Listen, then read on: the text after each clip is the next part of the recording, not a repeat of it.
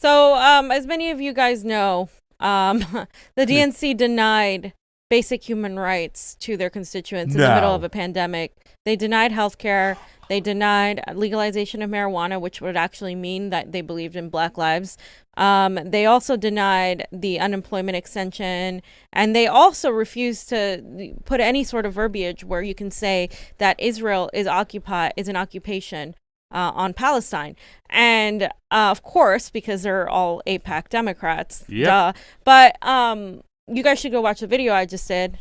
It's I pretty much go after everybody, because especially not just neoliberals, but those progressives who pretend that they're on the left, who never talk about imperialism, and who literally just want us like be worshiping AOC and worshiping all of these people that have really not done us any favors, and who won't call out Bernie Sanders, who won't call out anybody because they're too busy being their little cheerleaders. And so I pretty much went off on them because I just have no patience for these people anymore. Neither do I.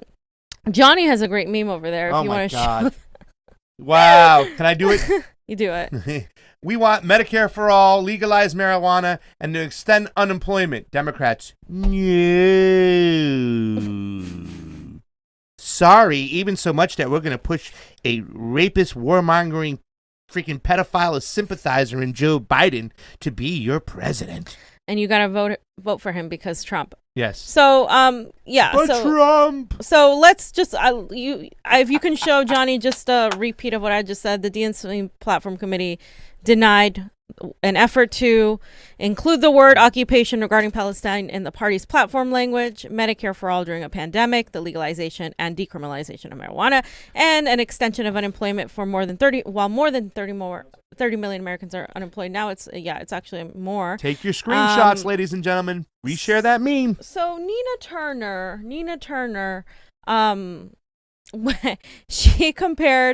she was, Bernie's former campaign co-chair, and she was not very happy about any of this, okay? She had a status on Twitter where she basically called it out and said, let me get this straight. They can fund $1.8 billion to build a new FBI building, but not give direct assistance to families in need. America, seriously, we cannot put up with this bull. People are losing their lives and livelihoods during this pandemic. And so, she wasn't happy. And then she also said this about voting for Biden. She said she compared endorsing Biden to eating a bowl of shit, a half bowl of shit. I'm sorry, not a whole bowl. Yeah, it's a little bowl. better. Yeah. So it says here, endorsing Joe Biden for president would be like eating a bowl of shit. Oh, she said, okay, a bowl of shit. Bernie Sanders campaign co-chairwoman Nina Turner commented in an article that appeared on The Atlantic on Monday. And this is because, the Biden campaign has attempted to reach out to Sanders supporters, and we saw that only about 3% of Bernie supporters were donated to Joe Biden. And she basically said, it's like saying to somebody, you have a bowl of shit in front of you, and all you got to do is eat half of it instead of the whole thing. It's still shit, Turner said. And Turner is a former Ohio State senator and longtime ally of Sanders. Okay, so she did say, compare it to it's not as bad as eating a whole bowl of shit, but you still have to eat half of it. You have to look at the whole bowl. And it's still shit. Yeah, you have to eat half of it. You have to look at it. And it's still shit. And what does it say, ladies and gentlemen, to the fact that the whole thing about the $1.8 billion for an FBI building? Not just what the NDA just did when they approved the committee in the House, approving the $740 billion, but all the amendments they shot down. It's pro-war, and they feed the pro-war machine no matter what. Do we really need to spend $1.8 billion on the FBI fucking building when there are people dying in the streets? I mean, we don't know what's going to happen. There is no back to normal right now, ladies and gentlemen. They haven't canceled rent, and here's what your government is doing in your face if you pay attention. In your face.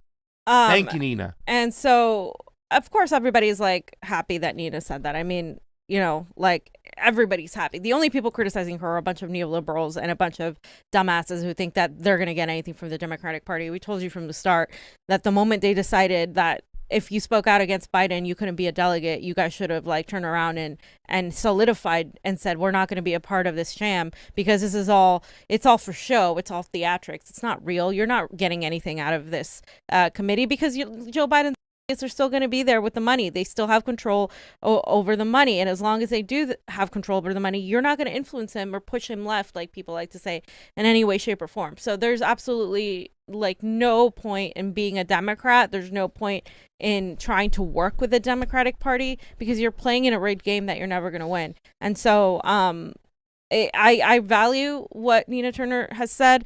I would like to see people like her maybe lead into more like, no, we're going to leave the Democratic Party. We're going to start fresh, whether it's, with a new party or something that's already there. I would like to see that because it's one thing to say Joe Biden's it's a bowl of shit and stuff. But I want to see like, okay, well, can we take it outside of rhetoric? Can we go and actually walk the walk and stop paying so much attention to who Joe Biden's VP is going to be, because who gives a shit? Like, it doesn't matter. It's going to be another neoliberal. Who cares? So it does matter for us though, so we have more.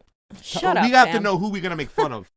Like, who we're going to blast and for what reason. So it's like, if it's Buttigieg, we got to warm up to that and stuff. It's not going to be. And I think, though, I want you to go into the whole thing with Rashida right now because listen, I've been very critical against Rashida Tlaib because she wanted to push impeachment so hard. Not that I don't think that Donald Trump shouldn't be impeached, but for the reasons they were impeaching were ridiculous. And I also think that you can't look at the corruption calendar and pick a date when you want. In other words, if you're going to hold freaking Donald Trump accountable, you better hold Nancy Pelosi, Chuck Schumer accountable, and all the bullshit that the Democrats did in Ukraine. Now, this move by Rashida says, okay, well, I like what she's doing now. At least she's holding the other side accountable.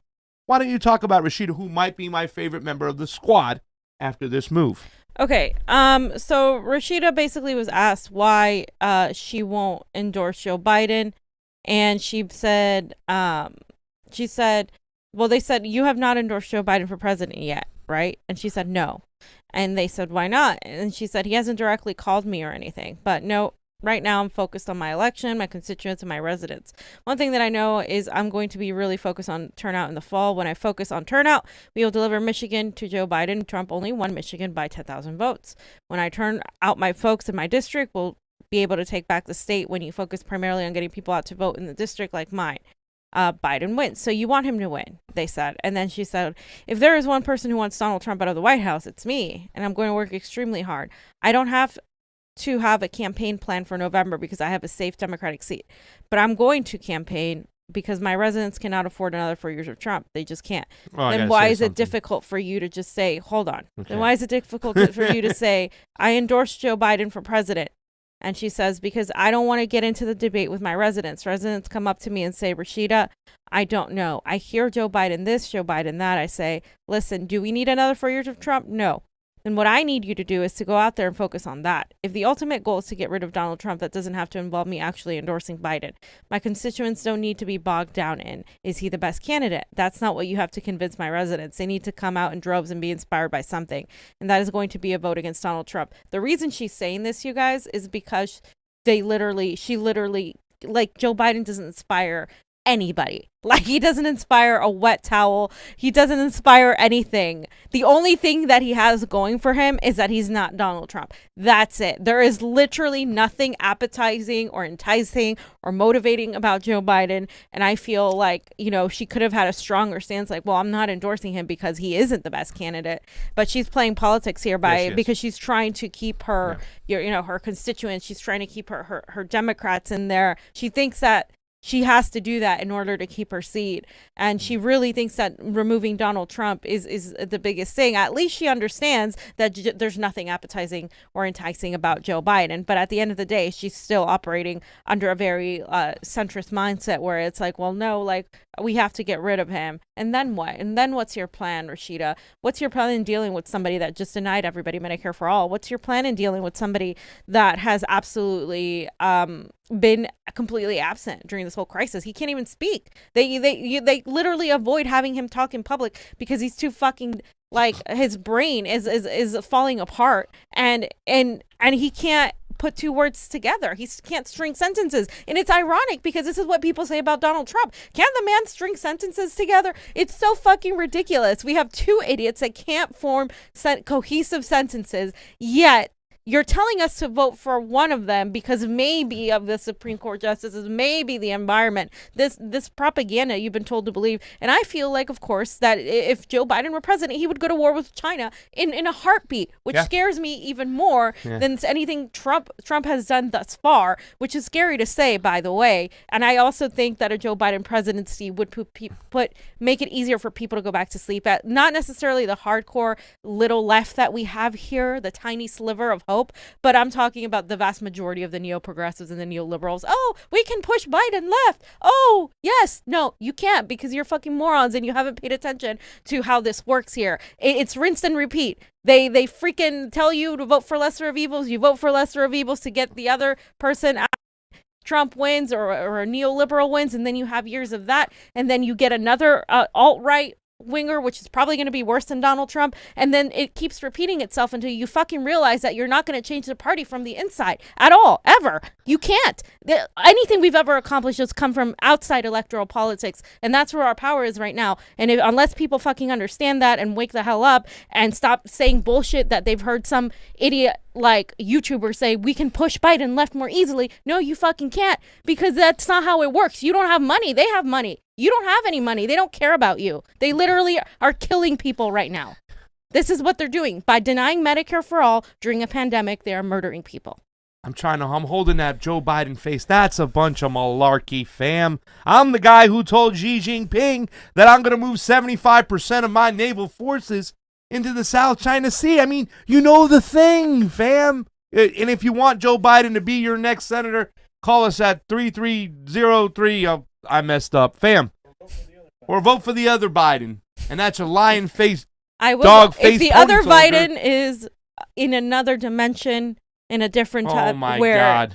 And yes, other Biden might be better, fam. Well, first of all, let me tell you about Rashida Tlaib. I digress on my last comment about Rashida Tlaib. You're not my favorite squad member. I don't like any of the squad members right now. They're all pissing me off.